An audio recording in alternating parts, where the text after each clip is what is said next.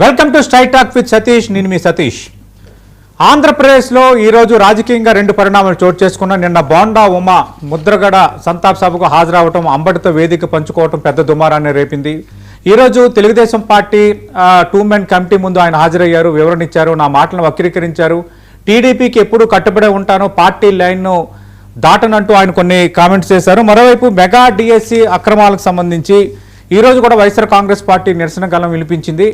Cockroach ఆందోళన నేపథ్యంలో neat paper లీకేజీకి బాధ్యత వహిస్తూ కేంద్ర మంత్రి ధర్మేంద్ర ప్రధాన్ రాజీనామా చేశారు కాబట్టి, డిఎస్సీలో అక్రమాలు జరిగాయి, అక్రమాలు బయటపడ్డాయి కాబట్టి దానికి బాధ్యత వహిస్తూ లోకేష్ రాజీనామా చేయాలన్నది వైఎస్ఆర్ కాంగ్రెస్ పార్టీ డిమాండు. అటు లోకేష్ బహిరంగ చర్చకు సిద్ధమన్నారు. మీరు కాదు, మీ పార్టీ ముఖ్యమంత్రి చంద్రబాబు నాయుడు వస్తే జగన్మోహన్ రెడ్డి వస్తారని మాజీ మంత్రి పేర్ని వ్యాఖ్యలు చేశారు.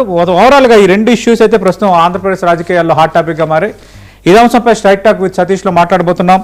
చర్చలో పాల్గొంటున్నారు మనతో పాటు ప్రముఖ విశ్లేషకులు పురుషోత్తం రెడ్డి గారు, అలాగే సీనియర్ జర్నలిస్ట్ మస్తాన్ రావు గారు, వైఎస్ఆర్ కాంగ్రెస్ పార్టీ అధికార ప్రతినిధి కొండా రాజీవ్ గారు, అలాగే తెలుగుదేశం పార్టీ అధికార ప్రతినిధి సజ్జా అజయ్ కుమార్ గారు డిబేట్లో జాయిన్ అవుతున్నారు. ఇంకా కొండా రాజీవ్ మరి కాసేపట్లో జాయిన్ కాబోతున్నారు. పురుషోత్తం రెడ్డి గారు, ముందు బోండా ఉమా వ్యవహారం చూద్దాం. బోండా ఉమా ఆయనకు వివరణ అడగడం, ముద్రగడ సంతాప్ సభకు హాజరు కావడం పైన, అంబటితో వేదిక పంచుకోవడం పైన, అలాగే రాజమండ్రిలో నిర్వహించిన ముద్రగడ సంతాప్ సభకు మా పార్టీకి చెందిన జ్యోతుల నెహ్రూ అలాగే వంగవీటి రాధ హాజరయ్యారు. వాళ్ళకు కూడా షోకాజ్ ఇస్తారా, వాళ్ళు కూడా వివరణ కోరుతారంటూ నిన్న బోండా ఉమా కొంత వాయిస్ పెంచారు. బట్ సీన్ కట్ చేస్తే ఈరోజు తెలుగుదేశం పార్టీ హైకమాండ్ ముందు బోండా వివరణ ఇచ్చారు. అంబటను కలవడంపై దుష్ప్రచారం చేశారు, సోషల్ మీడియాలో వక్రీకరించి రాశారు. అంబట నా దగ్గరకు వచ్చి పలకరించాడు, అది వాస్తవం, ఇక నుంచి పార్టీ లైన్ దాటను అంటూ ఒక కామెంట్ చేశారు. ఎలా అర్థం చేసుకోవాలి ఈరోజు ఆయన ఇచ్చిన వివరణని?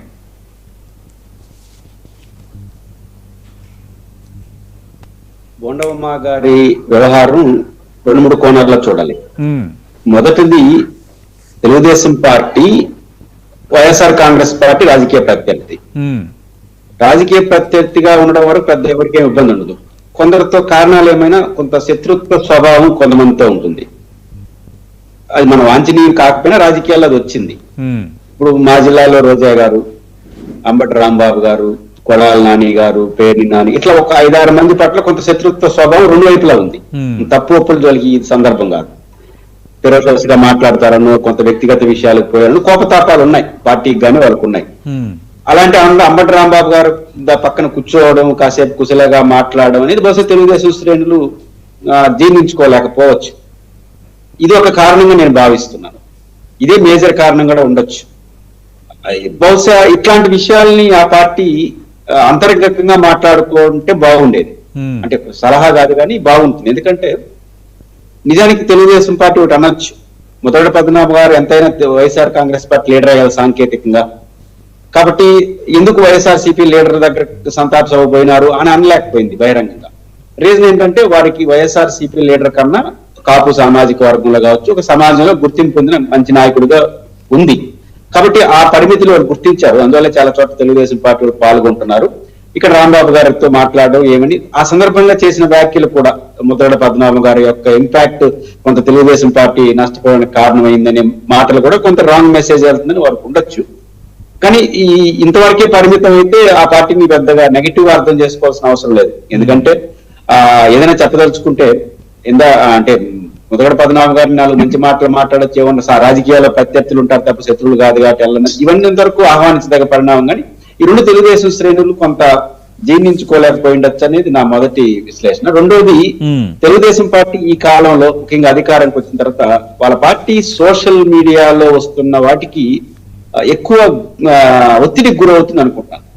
ఒత్తిడి వేరు, దాన్ని గౌరవించడం వేరు. ఇప్పుడు అజయ్ గారు మేము మా సోషల్ మీడియాని బాగా గౌరవిస్తాము అని అనొచ్చు డిబేట్ లో. గౌరవించడం వేరు, ఒత్తిడికి గురవడం వేరు.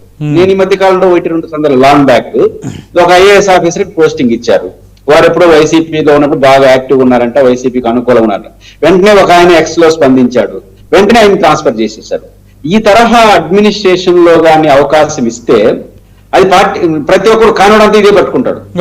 ఇది అడ్మినిస్ట్రేషన్ ప్రభావం పడుతుంది. నేను ఈ మధ్య టీటీడీలో కొంత చూస్తున్నాను విషయాలు. ఎవరికి ఇష్టమైతే వాడు పెట్టేయడం పోస్టు, లేకుండా అధికారులు తిట్టేయడం.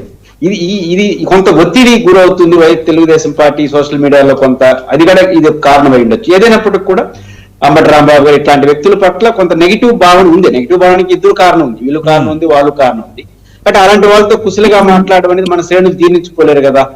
అప్పటి వరకే అంతవరకు పరిమితోడు. రెండోది వారు చేసిన ఉపన్యాసంలో కూడా ఆ హెచ్చరిక ముద్రగడ యొక్క ప్రభావం మొన్న ఎన్నికల్లో పడిందని ఇంతవరకు ఆ పార్టీ అంతర్గతంగా తీసుకుంటే నేనే పురుషోత్తం రెడ్డి గారు చంద్రబాబు నాయుడు ఉద్దేశించి పబ్లిక్ ఊహించని పద ప్రయోగంతో తిట్టినప్పుడు ఖచ్చితంగా అంబటిపై కోపం ఉంటుంది కదా టీడీపీ శ్రేణులకి. నేచర్ గా ఇప్పుడు పద ప్రయోగం అంటే ఇప్పుడు కొడాల నాని గారిది వల్లభనేని వంశీది ఒక సమస్య, వ్యక్తిగతంగా వెళ్ళారనేది. రోజా గారిది అంబటి రాంబాబు గారిది పెరిషోస్ గా తెలుగుదేశం పార్టీని అటాక్ చేయడం వైసీపీకి మైనస్ అయింది ఎన్నికల్లో. డిస్టెన్స్ ఉండాలి కదా అనే భావన వరకు తెలుగుదేశం ఫీల్ అయితే అభ్యంతరం చెప్పాల్సిన అవసరం లేదు. కాబట్టి అది కూడా ఇన్ ద పార్టీలో మాట్లాడుకుంటే పబ్లిక్ ఇది ముద్రగడ సభ ప్రభావం పడుతుంది కదా, అది ఆ మేరకు ఆ పార్టీ కొంత ఇన్కన్వీన్స్ ఉండే అవకాశం. రెండోది ఇప్పుడు బోండా ఉమా గారు బయటకు వచ్చి మాట్లాడిన ప్రకారం నేను పార్టీకి కట్టుబడి ఉంటానంటే బాగానే ఉంటుంది. తగాదా పెట్టుకున్నాను అనుకోండి, కొత్త సమస్యలు వస్తాయి. ఇప్పుడు మన తెలుగుదేశం పార్టీలో మంత్రివర్గంలో ఉన్న అదే కృష్ణా జిల్లాకు సంబంధించినటువంటి ఆయన ఎవరు తెలుగుదేశం వైసీపీ నుంచి వచ్చాడు, వారు ఇప్పుడు చంద్రబాబు గారి పైన తీవ్రమైన విమర్శలు చేయలేదా? ప్రతిపక్ష అది ఆ రోజు వైసీపీలో మంత్రిగా ఉన్నప్పుడు. ఇప్పుడు ఆయన మంత్రివర్గంలో చేర్చుకున్నాడు కదా బోండా గారు అడిగారు అనుకోండి, పార్థసారథిగా. నాకేం వ్యక్తిగతంగా వ్యతిరేక అభిప్రాయం లేదు కానీ వైసీపీ మంత్రిగా ఉన్నప్పుడు గట్టిగానే మాట్లాడాడు చంద్రబాబు గారికి వ్యతిరేకంగా. ఇప్పుడు మీరు మంత్రివర్గంలో చేర్చుకోలేదా? ఇట్లాంటి క్వశ్చన్స్ వచ్చేస్తాయి ఎప్పుడు బోండా గారు తగాదా పెట్టుకోకపోతే. తగాదా పెట్టుకుంటే అది టీ కప్పుల తుఫాన్ లాగా ఆగిపోతుంది. రైట్. ప్రస్తుతం డిబేట్ లో జాయిన్ అవుతున్నారు వైఎస్ఆర్ కాంగ్రెస్ పార్టీ అధికార ప్రతినిధి కొండా రాజీవ్ గారు. కొండా రాజీవ్ గారు, నిన్న వైఎస్ఆర్ కాంగ్రెస్ పార్టీ నేతలతో వేదిక పంచుకోవద్దు అని నిన్న టీడీపీ ఒక ఆదేశాలు ఇచ్చింది. బోండా ఉమా ఆ విధంగా ఆ వేదికపై మాట్లాడడం కరెక్ట్ కాదంటూ అది తెలుగుదేశం పార్టీ సోషల్ మీడియాలో కూడా ఒక పెద్ద ఇష్యూ అయింది. దానిపై బోండా ఉమా మాట్లాడారు. అంటే ఒక ఎమ్మెల్యేపై ఆంక్షలు పెడతారా, ఇదేనా తెలుగుదేశం పార్టీ సిద్ధాంతం, ఏం రాజకీయం నేర్పుతున్నారని నిన్న వైఎస్ఆర్ కాంగ్రెస్ పార్టీ నేతలందరూ వరుసగా మాట్లాడారు డిబేట్స్తో పాటు. సీన్ కట్ చేసి ఈరోజు బోండా ఉమా అంటున్నారు, మాటలను వక్రీకరించారు. నేను పార్టీ లైన్ దాటను, ఎప్పుడు పార్టీకే కట్టుబడి ఉంటా, 12 గంటలకు ఆ సభకు వెళ్ళా, 1 గంటకు బయటకు వచ్చా, అంబటి రాంబా పలకరించారు, మాట్లాడాను, దాన్ని ఒక పెద్ద ఇష్యూగా క్రియేట్ చేశారు. ఇదే ఆయన చేస్తున్న కామెంటు. ఇప్పుడు ఏం చెప్తారు? బోండా ఉమా వివరణ ఇచ్చారు, పార్టీకి కట్టుబడి ఉన్నానంటున్నారు, మరికొంతమంది వక్రీకరించారని అంటున్నారు. నిన్న ఆయన కంటే వైసీపీ ఎక్కువగా రెస్పాండ్ అయింది ఎందుకు? సతీష్ గారు, మీకు మీతో పాటు పాల్గొన్న ప్యానలిస్టులకి 99 టీవీ న్యూస్ ఛానల్ వీక్షకులందరికీ కూడా నా హృదయపూర్వక నమస్కారాలు. Good evening. గుడ్ ఈవినింగ్ అండి. ఇక్కడ ఒక విషయం చెప్పాలి సార్, ఈవెన్ నిన్న నేను కూడా 2 శాటిలైట్ ఛానల్స్ లో డిబేట్లకు పాల్గొనడం జరిగింది. ఆ సంబంధిత ఛానల్ వారు ఈ అంశం అని చెప్పినప్పుడే నేను అలా చెప్పా, ఈవెన్ డిబేట్ లో కూడా చెప్పాను. ఇక్కడ వైఎస్ఆర్ కాంగ్రెస్ పార్టీ ఏం అత్యుత్సాహం ప్రదర్శించడం ఇంకోటో కాదు, ఇది మా అందరికీ తెలిసినటువంటి విషయమే. చంద్రబాబు నాయుడు గారు సంక్షోభంలో అవకాశాలు ఎత్తుక్కోవాలన్నటువంటిది ఆయన రాజకీయ నైజం. ఆయన పదే అనేక వేదికల్లో చెప్పారు. వాస్తవానికి ఇప్పుడు ఈ రాష్ట్రంలో సంక్షోభంలో రాష్ట్రం ఉంది, రాజకీయ సంక్షోభంలో, భవిష్యత్తు సంక్షోభంలో నారా లోకేష్ గారు ఉన్నారు. ఎందుకంటే మీ అందరికీ తెలుసు డిఎస్సీ అనేటువంటిది ఎంత పెద్ద కుంభకోణం.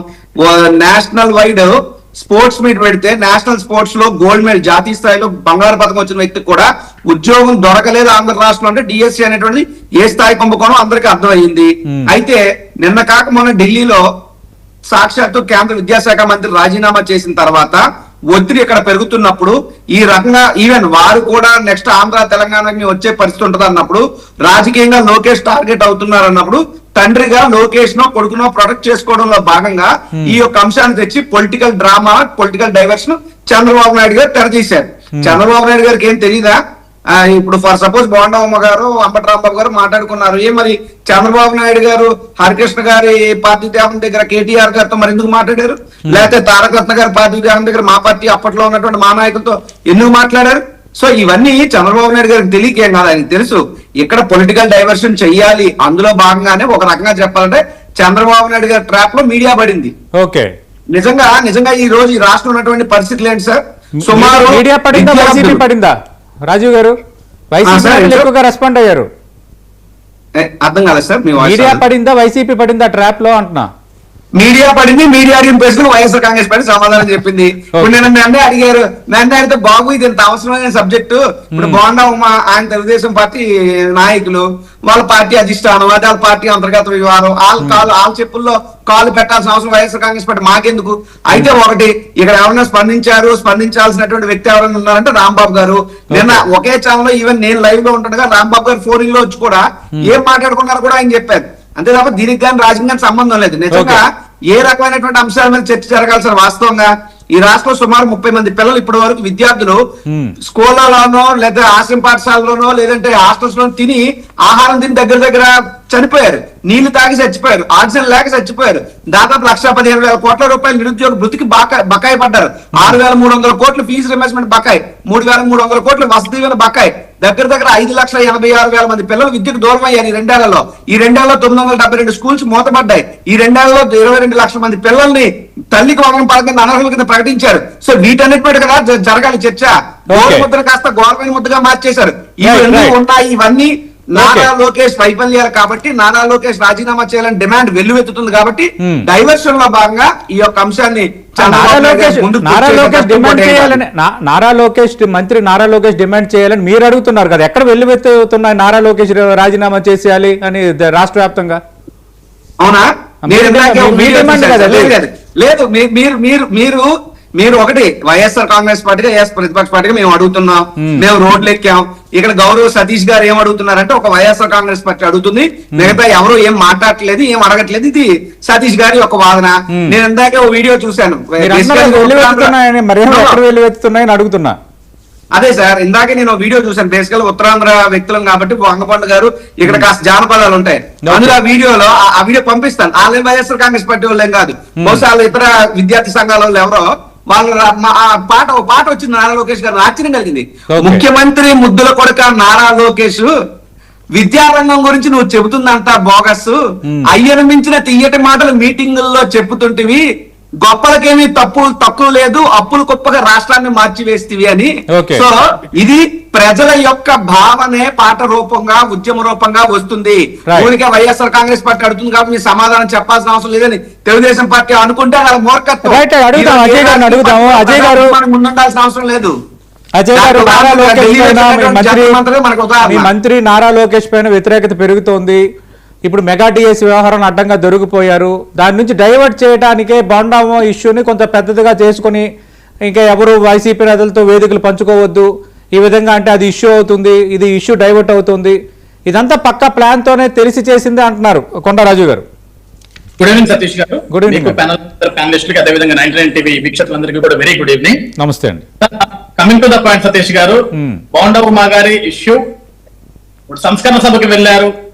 సంస్కరణ సభకు వెళ్ళిన తర్వాత ఏమైందంటే అంబటి రాంబాబు గారితో కూర్చొని, ఓకే రాజకీయాల్లో శాశ్వత శత్రువులు శాశ్వత మిత్రులు అంటూ ఎవరు ఉండరు, అది సంస్కరణ సభ కాబట్టి వెళ్ళి మాట్లాడారు. కానీ అంబటి రాంబాబు గారితో కూర్చొని వేదిక పంచుకోవటం వల్ల లక్షలాది మంది తెలుగుదేశం పార్టీ కార్యకర్తలు హట్ అయ్యారు. ఎందుకంటే అంబటి రాంబాబు గారి బిహేవియర్ ఎలా ఉంటుందో, లేకుంటే ఇటీవల కాలంలో చంద్రబాబు నాయుడు గారిని ఉద్దేశించి ఎటువంటి భాష అతను మాట్లాడాడో, ఏ విధంగా జరిగినాయి ఇవన్నీ మనం చూసాం.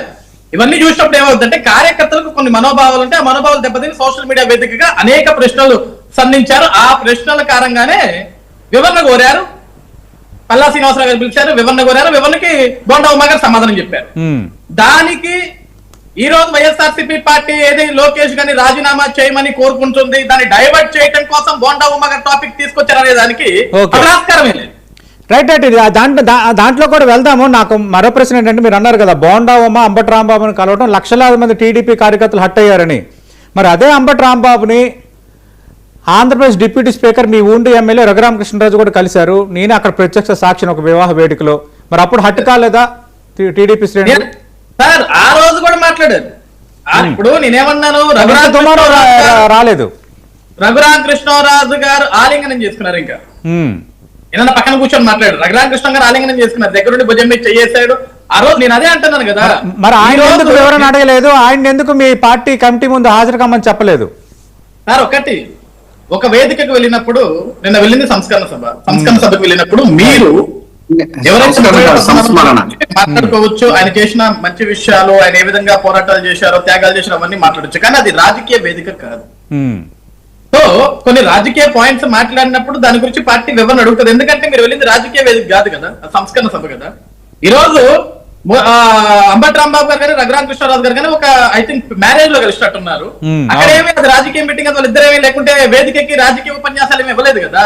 ఇప్పుడు బోండా ఉమా గారు అక్కడికి వెళ్ళిన తర్వాత ఏమైంది, 2019 ఎన్నికల్లో మనం ఎందుకు ఓడిపోయాం? ఎందుకంటే అసలు అది టైం కాదు. ఫస్ట్ ఆఫ్ ఆల్ మనం ఎన్నికల గురించో లేకుంటే రాజకీయం గురించో మాట్లాడుకునే సభ కూడా కాదు, వేదిక కూడా కాదు కదా. అవన్నీ మాట్లాడినప్పుడు ఏంటంటే ఆటోమేటిక్ గా ఈ రోజు పార్టీలో ఎమ్మెల్యేగా ఉన్నారు సీనియర్ నాయకులు కాబట్టి ఖచ్చితంగా కూడా వివరణ కోరుతారు. ఎందుకంటే మీరు వెళ్ళిన సమయం ఏంటి, మీరు వెళ్ళిన సందర్భం ఏంటి, మీరు వెళ్ళిన వేదిక ఏంటి, దాని గురించి కొన్ని విషయాలు అడుగుతారు కాబట్టి వివరణ కోరుతారు. ఆ వివరణకు తగ్గట్టుగా ఈ రోజు బోండా ఉమా గారు సమాధానం ఇవ్వడం కూడా జరిగింది. ఇక్కడ మేజర్ థింగ్ ఏంటంటే ఒకటి సార్, రాష్ట్రంలో ఇప్పుడు ఎందుకు చాలా మంది వైసీపీలో చాలా మంది నాయకులు కలుస్తుంటారు, మాట్లాడుతుంటారు, కొన్ని మ్యారేజెస్ కి ఈవెంట్స్ కి వెళ్తుంటారు. కానీ కొన్ని సందర్భాలు కొన్ని మాట్లాడేదానికి కొన్ని వేదికలు ఉంటాయి, అవి వాటికి మాత్రం పరిమితం అవ్వాలి. ప్రతి దగ్గరకు వెళ్ళి రాజకీయం చేయలేం కదా, కాబట్టి కొన్నిటికి వివరణ ఇవ్వాల్సిందే. ఇప్పుడు అసలు పాయింట్ కి వస్తే, ఇప్పుడు మా సోదరుడు రాజు గారు చెప్పారు, ఏదైతే లోకేష్ గారు రాజీనామాని డైవర్ట్ చేయడం కోసం ఈ టాపిక్ తీసుకొచ్చారంటే నిన్నే కదా లోకేష్ గారు అన్నది, బహిరంగ సవాల్ చేశారు కదా. జగన్మోహన్ రెడ్డి గారు మీరు సిద్ధమా, డిఎస్సి మీద నేను మాట్లాడటానికి సిద్ధం, మీ మద్యం కుంభకోణం మీద నేను మాట్లాడటానికి సిద్ధం, గతంలో మీరు చేసిన అవినీతి మీద నేను మాట్లాడటానికి సిద్ధం, టైమ్ అండ్ ప్లేస్ మీరు ఎక్కడికి చెప్తే అక్కడికి వస్తానని లోకేష్ గారు చెప్పారు. దీంట్లో టాపిక్ డైవర్షన్ ఏం లేదు కదా. టాపిక్ డైవర్షన్ ఏం లేదు కదా. ఈ రోజు రాష్ట్ర వ్యాప్తంగా ఈ రోజు కొండారాజు గారు కూడా పార్టిసిపేట్ చేశారు, నేను చూసాను ఒక వీడియోలో. ఏదైతే మెగా డిఎస్సి మీద లోకేష్ వెంటనే రాజీనామా చేయాలి. సార్ ఈ లోకేష్ వెంటనే రాజీనామా చేయాలని ఈ రాగం ఎప్పటి నుంచి మొదలు పెట్టారు? ఏదైతే కేంద్ర విద్యాశాఖ మంత్రి ధర్మేంద్ర ప్రధాన్ గారు రాజీనామా చేశారో, రాజీనామా చేసిన వెంటనే జగన్మోహన్ రెడ్డి గారు ఒక ట్వీట్ పెట్టారు. నీట్ పరీక్షలో పేపర్ లీకేజ్ సందర్భంగా బాధ్యత వహిస్తూ ధర్మేంద్ర ప్రధాన్ రాజీనామా చేశారు. మరి రాష్ట్ర విద్యాశాఖ మంత్రి నారా లోకేష్ మెగా డిఎస్సి లో స్కామ్ జరిగితే, లీకులు జరిగితే, అవకాశాలు జరిగితే ఎందుకు రాజీనామా చేయాలని అడిగారు. ఇక్కడ ఒక విషయం సతీష్ గారు నేను అందరినీ అడుగుతాను సార్, నీట్ ఎగ్జామ్ జరిగినప్పుడు పేపర్ లీకేజ్ జరిగిందనగానే 24 గంటలకు ఉద్యమం స్టార్ట్ అయింది. ఒక ఉద్యమం స్టార్ట్ అయిన తర్వాత వెంటనే ఆ పరీక్షను రద్దు చేశారు. రద్దు చేసి మళ్ళీ మన జూన్ 23వ తారీఖున ఆ పరీక్షను పెట్టారు. ఆ పరీక్షను పెట్టినప్పటికీ కూడా ఆ రోజు విద్యాశాఖ మంత్రిగా, కేంద్ర విద్యాశాఖ మంత్రిగా ధర్మేంద్ర ప్రధాన్ గారు ఉన్నారు కాబట్టి జంజీ ఉద్యమం ఒకటి స్టార్ట్ చేసి ఆ జంజీ ఉద్యమము వాళ్ళు పోరాడిన పోరాటానికి తప్పక రాజీనామా చేయాల్సి వచ్చింది. ఓకే, ధర్మేంద్ర ప్రధాన్ గారిని పక్కన పెట్టారు ఆ శాఖ నుంచి. మరి ఆంధ్రప్రదేశ్ రాష్ట్రంలో జూన్ 6, 2025 నుంచి జూలై 6, 2025 వరకు CBT computer based test exam DSC ద్వారా జరిగి సెప్టెంబర్ 15, 2025న మెరిట్ లిస్ట్ బయటికి ఇచ్చి సెప్టెంబర్ 19, 2025న నియామక పత్రాలు ఆంధ్రప్రదేశ్ రాష్ట్రం మొత్తం చూస్తుండగా మీ మీడియా సమక్షంలో, అధికారుల సమక్షంలో నియామక పత్రాలు ఇచ్చాం కదా. ఇదే ఉద్యమం, ఇదే నారా లోకేష్ రాజీనామా చేయాలని ఆ రోజు ఎందుకు జగన్మోహన్ రెడ్డి గారు మాట్లాడలేదు? ఆ రోజు ఎందుకు కొండా రాజు గారు మాట్లాడలేదు? ఆ రోజు ఎందుకు అంబటి రాంబాబు గారు మాట్లాడలేదు? ఆ రోజు ఎందుకు పేర్నాని గారు మాట్లాడలేదు? సార్ వీళ్ళు ఎప్పుడు మాట్లాడారు? మే 23, 2026 ఆల్రెడీ నియామక పత్రాలు ఇవ్వడం జరిగింది. అధ్యాపకులు ఉద్యోగస్తులుగా వెళ్ళటం జరిగింది, పిల్లలకి పాఠాలు చెప్పడం జరిగింది, మార్చిలో 10వ తరగతి పరీక్షలు నిర్వహించడం జరిగింది, మార్కుల్లో అద్భుతంగా రావడం జరిగింది, ఉత్తీర్ణత రావడం జరిగింది. ఇదంతా అయిపోయిన తర్వాత మే 23 జగన్మోహన్ రెడ్డి గారు వచ్చి మెగా డిఎస్సి కదా, దగా డిఎస్సి అన్నాడు. అంటే కేంద్రంలో ధర్మేంద్ర ప్రధాన్ గారు రాజీనామా చేసిన తర్వాత వీళ్ళకి ఇప్పుడు లోకేష్ గారు రాజీనామా చేయాలని గుర్తొచ్చిందా? జంజీ ఉద్యమం వీళ్ళకి ఈ రోజు గుర్తొచ్చిందా? అది కూడా ఖచ్చితంగా అడుగుదాం. మస్తాన్ రావు గారితో మాట్లాడదాం. మస్తాన్ రావు గారు, మీరు చూస్తున్నారు ఈ రోజు 2 ఇష్యూస్, ఒకటి బోండా ఉమా, 2 మెగా డిఎస్సి. అయితే ఈ మెగా డిఎస్సికి సంబంధించి అక్రమాలు జరగలేదు, అంతా వాస్తవంగానే జరిగింది. 150 పిటిషన్లు వేశారు, 150 కేసులు వేశారు, ఏమీ చేయలేకపోయారు, బహిరంగ చర్చకు సిద్ధమని లోకేష్ సవాల్ విసురుతున్నారు. లోకేష్ కాదు, ముఖ్యమంత్రి చంద్రబాబు నాయుడు రావాలని మాజీ మంత్రి పేర్ని నాని అంటున్నారు. దీనిపై మీ కామెంట్ ఏంటి? గుడ్ ఈవినింగ్ అండి. 99 టీవీ వీక్షకులకు, ప్యానల్ పెద్దలకు గుడ్ ఈవినింగ్. యాక్చువల్గా ఈ డిఎస్సికి సంబంధించి గత కొంతకాలంగా వైఎస్ఆర్సీపీ పోరాటం చేస్తా ఉంది, హైకోర్టుకు వెళ్ళింది. అదేవిధంగా చాలా సందర్భాల్లో కొంతమంది జగన్ గారిని వచ్చి కలవడం జరిగింది. ఆ స్పోర్ట్స్ కోటాకు సంబంధించి గోల్డ్ మెడల్ వచ్చినా కూడా మాకు ఉద్యోగం ఇవ్వని పరిస్థితి అని చెప్పేసి వాళ్ళు ఆధారాలు చూపించారు. సో వాటికి సంబంధించి కోనా శేషర్ గారు కానీ అజయ్ జైన్ గారి ద్వారా ప్రభుత్వం సమాధానాలు ఇప్పించి అది ఏం జరగలేదని చెప్పే ప్రయత్నం చేసింది. ఆ తర్వాత వైఎస్ఆర్సీపీ కూడా కోర్టుకు వెళ్ళింది. అయితే ఇప్పుడు వైఎస్ఆర్సీపీ అది సమస్య పోయింది అనుకున్న నేపథ్యంలో ఢిల్లీలో నీట్ ఎగ్జామ్ మీద ధర్మేంద్ర ప్రధాన్ గారు కాక్రోచ్ జనతా పార్టీ ఉద్యమం నేపథ్యంలో రాజీనామా చేసిన నేపథ్యంలో మళ్ళీ ఇంకోసారి దీన్ని తలకెత్తుకొని లోకేష్ రాజీనామా చేయాలనే డిమాండ్ ని ప్రధానంగా తీసుకొచ్చారు. ఈ రోజు వాళ్ళ యువజన విభాగం అదేవిధంగా విద్యార్థి విభాగం వాళ్ళు రాష్ట్ర వ్యాప్తంగా చేశారు. అయితే తెలుగుదేశం పార్టీ దీనికి ఏం చెప్తా ఉందంటే, లోకేష్ ఇప్పటికి రెండోసారి అనుకుంటా నాకు తెలిసి వాళ్ళ ఇంటి దగ్గరే చర్చా వేదిక ఏర్పాటు చేద్దామని ఒకసారి ఇవాళ కూడా జగన్ గారిని రమ్మని చెప్పేసి ఆయన సవాల్ వేసిన పరిస్థితి. సో ఆయన తెలుగుదేశం పార్టీ వాళ్ళు ఇంకోటి కూడా ఏం చేస్తున్నారంటే, అసలు ఈ జనజీవనం సంబంధించి ఎక్కడా కూడా తెలుగుదేశం వైఎస్ఆర్సీపీ నీట్ ఎగ్జామ్ కి అన్యాయం జరిగింది అనేది ఎక్కడా కూడా ఆందోళన చేయలేదు రాష్ట్ర వ్యాప్తంగా కూడా. ఒకటి. రెండోది ఏంటి, డిఎస్సికి సంబంధించి ఇప్పుడు జనజీవ ఉద్యమాన్ని అడ్డం పెట్టుకొని వస్తున్నారు తప్పితే దీనిలో ఎక్కడా కూడా ఇవాళ నిర్వహించిన వాటిలో విద్యార్థులు పాల్గొనలేదు. ఇందాక మీరు కూడా అన్నారు, వైఎస్ఆర్సీపీ డిమాండ్ చేస్తా ఉందా, విద్యార్థులు డిమాండ్ చేస్తున్నారా అనేది అడిగారు లోకేష్ గారి రాజీనామా. సో తెలుగుదేశం పార్టీ ఏదంటే, అంటే అక్కడ జనజీవ ఉద్యమంతో పోలిస్తే ఏంటంటే ఖచ్చితంగా వాళ్ళు అక్కడ లేగవలేదు. అసలు అక్కడి నుంచి లేగవకుండా ధర్మేంద్ర ప్రధాన్ రాజీనామా చేసే వరకు, కేంద్ర ప్రభుత్వం మెడలు ఉంచే వరకు కూడా అక్కడి నుంచి కదలని పరిస్థితి. మీరు ఏమైనా చేసుకోండి, కొట్టుకోండి, ప్రాణాలు తీసుకోండి అన్నారు. ఇక్కడ ఆ విధమైన ఉవ్వెత్తున లెగిసిన పరిస్థితి అనేది ఇది వైఎస్ఆర్సీపీ పార్టీ అయితే ఖచ్చితంగా ఆధారాలు చూపిస్తూ ముందుకు వెళ్తున్న పరిస్థితి అయితే చూడాలి ఇక్కడ. సో అది ఎంతవరకు విద్యార్థుల్ని కదిలిస్తుంది, బాధితుల్ని తీసుకొస్తుంది అనేది కూడా ఇక్కడ ప్రశ్నార్థకంగా అనేక ప్రశ్నలు లేవనెత్తుంది. వైఎస్ఆర్సీపీ కూడగొట్టడంలో ఫెయిల్ అయిందా విద్యార్థుల్ని ఆ విధంగా? ఎందుకంటే జనజీవ ఉద్యమాన్ని స్ఫూర్తిగా తీసుకున్నప్పుడు ఉవ్వెత్తులు లెగవాలి ఆ విద్యార్థులు ఎవరైతే. ఎందుకంటే 2 లక్షల మంది దగ్గర డిఎస్సికి రాశారు, 16,000 పోస్టులు భర్తీ అయిన పరిస్థితి.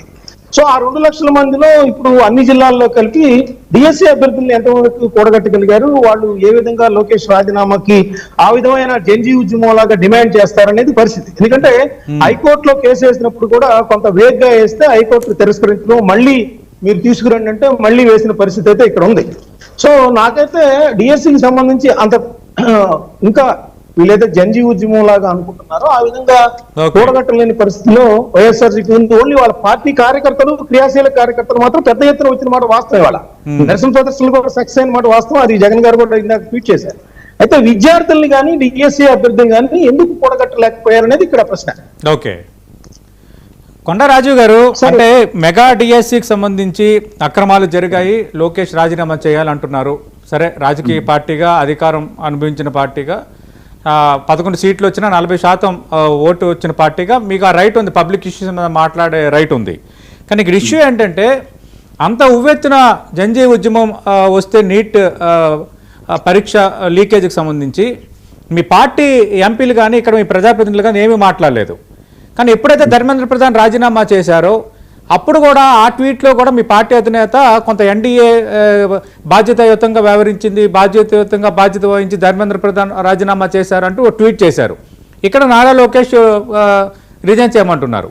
అంటే వైఎస్ఆర్ కాంగ్రెస్ పార్టీ ఆందోళన చేస్తుంది, కానీ నిజంగా అంత స్థాయిలో అక్రమాలు జరుగుంటే విద్యార్థులు రోడ్లపైకి రావాలి కదా. అక్కడ విద్యార్థులు కూడా ధర్మేంద్ర ప్రధాన్ రాజీనామా అడిగారు, ఇక్కడ కేవలం వైఎస్ఆర్ కాంగ్రెస్ పార్టీ మాత్రం అడుగుతోంది. ఈ ప్రశ్నకు సమాధానం ఏంటి? సార్, స్టెప్ బై స్టెప్ సమాధానం చెప్తాను సార్, 1 by 1. ఒకటి, ఇందాక సోదరులు అజయ్ సిల్జా ఆయన మాట్లాడుతూ, ఎప్పుడైతే ఇక్కడ ధర్మేంద్ర ప్రధాన్ గారు రాజీనామా చేసిన తర్వాత నుండే రాజీనామా అన్నటువంటి మాట వైఎస్ఆర్ కాంగ్రెస్ పార్టీ మాట్లాడుతున్న తప్ప ఇంకోటి కాదన్నా. నేను డిఎస్సి అక్రమాలకు సంబంధించి, అంటే ఇప్పుడు ధర్మేంద్ర ప్రధాన్ గారు రాజీనామా కానీ, అంతకు ముందు 4-5 రోజులు ఉద్రిక్తమైన పరిస్థితులు కానీ, అంతకు ముందు 10-15 రోజులు వాంగ్చుక్ గారి నిరాధ్యక్ష కానీ, ఇవంతా పరిణామం కన్నా ముందే డిఎస్సికి సంబంధించిన అంశం అనేటువంటి ఆంధ్ర రాష్ట్రంలో వచ్చింది.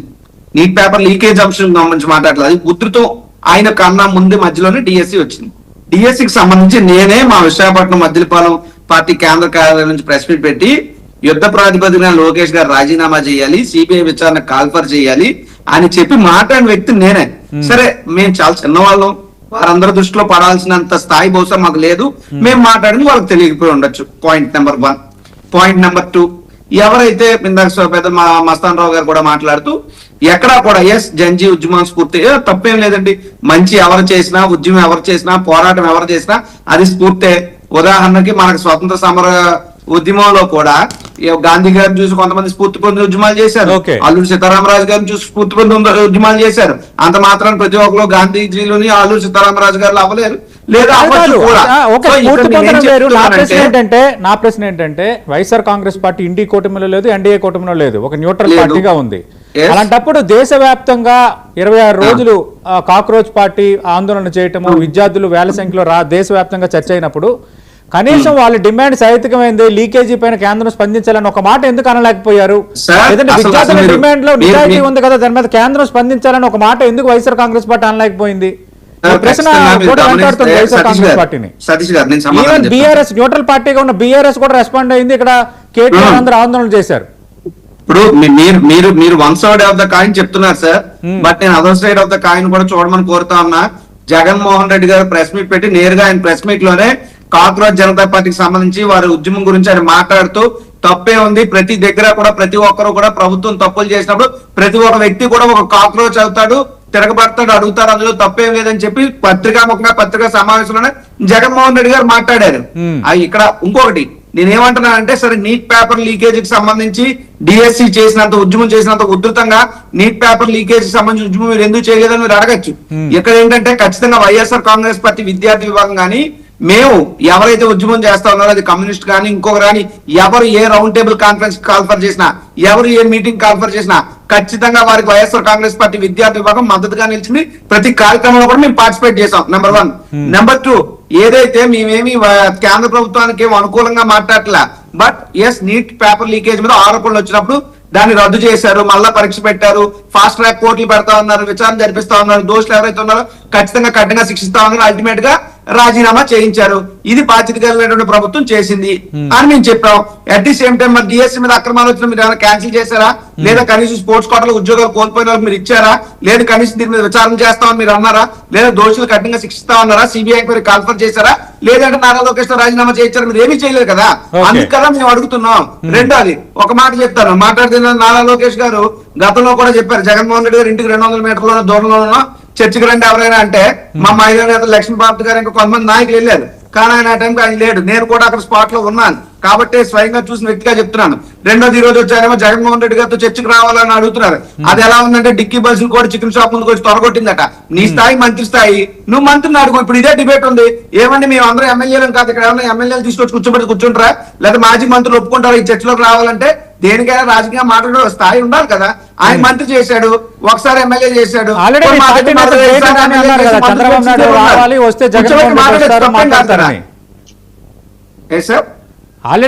మీ పార్టీ నేత మాజీ మంత్రి పేర్ని నాని కూడా మాట్లాడారు కదా దాని మీద. మాట్లాడి చెప్పండి పేరు నాని రమ్మంటారా, కొరసాల కన్నబాబు గారిని రమ్మంటారా, లేదా బొత్స గారిని రమ్మంటారా? అది కూడా అడుగుతాము. పురుషోత్తం రెడ్డి గారితో మాట్లాడే ముందు ఇక్కడ అజయ్ గారు, ఇక్కడ అంటే మేము చర్చకు సిద్ధమే కానీ చంద్రబాబు నాయుడు వస్తే మా పార్టీ అధినేత మాజీ ముఖ్యమంత్రి జగన్మోహన్ రెడ్డి వస్తారు, లోకేష్ మంత్రి స్థాయి, మంత్రికి ఎవరైనా మాజీ మంత్రి వస్తారు కానీ ఒక మాజీ ముఖ్యమంత్రి రమ్మని అడగడం ఏంటి? ఇది వైఎస్ఆర్ కాంగ్రెస్ పార్టీ లేవనెత్తున్న అంశం కాదు. సతీష్ గారు, ముద్దుల పేర్నాని గారు కూడా అన్నారు, నువ్వు after all first time MLA, ఇప్పుడు మంత్రివయ్యా, నీ స్థాయికి జగన్మోహన్ రెడ్డి రావటం ఏంటి, నేను వస్తా. లేకుంటే ఈ రోజు రోజా గారు కూడా చెప్పారు, మా అంబటి రాంబాబు వస్తాడు, మా కురసాల కన్నబాబు వస్తాడని. సేమ్ అదే పాయింట్ ఇప్పుడు కొండారాజు గారు ఇక్కడ మాట్లాడాడు. సార్ నేనేమంటున్నా, మంత్రివి నువ్వు పిలిస్తే జగన్ వచ్చేది ఏంటి అంటున్నారు. జగన్ ఎమ్మెల్యే కదండి. లోకేష్ గారు మంత్రి, విద్యాశాఖ మంత్రిగా ఆయనే కాబట్టి బాధ్యతగా జగన్మోహన్ రెడ్డి గారు ఆరోపణలు చేస్తున్నాడు కాబట్టి జగన్మోహన్ రెడ్డి గారిని చర్చకు రమ్మన్నారు. ఎవరిని పిలిచారు ఈ రోజు చర్చకి? ఒక ఎమ్మెల్యే గారిని, పులివెందుల ఎమ్మెల్యే గారిని పిలిచారు. ఈ రోజు ప్రతిపక్ష స్థానం కూడా లేదు కదా సార్ ఆయనకి, ప్రజలు ఇవ్వలేదు కదా. ఒక ఎమ్మెల్యే గారిని పిలిచారు, తప్పే ఉంది, పిలవకూడదా, రాకూడదా ఆయన జగన్మోహన్ రెడ్డి గారు? అంటే ఆయన ఎమ్మెల్యే కూడా కాదా? ఎమ్మెల్యేనే కదా ఆయన, మాజీ ముఖ్యమంత్రి అయి ఉండొచ్చు. కానీ ఈ రోజు ఈ ప్రజాక్షేత్రంలో ఒక శాసనసభ్యుడు, ప్రతిపక్ష హోదా లేని శాసనసభ్యుడు, కేవలం శాసనసభ్యులు మాత్రమే, పులివెందుల ప్రజలు గెలిపించుకున్న శాసనసభ్యుడు, ఆయనకే సవాల్ ఇస్తున్నాడు లోకేష్ గారు.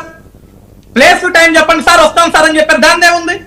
ఈ రోజు కొండారాజు గారు వీళ్ళందరూ కూడా యువజన విద్యార్థి విభాగం అని చెప్పేసి ఈ రోజు రోడ్డు ఎక్కారు. ఎవరు సార్ వీరు ఇందులో? యువత.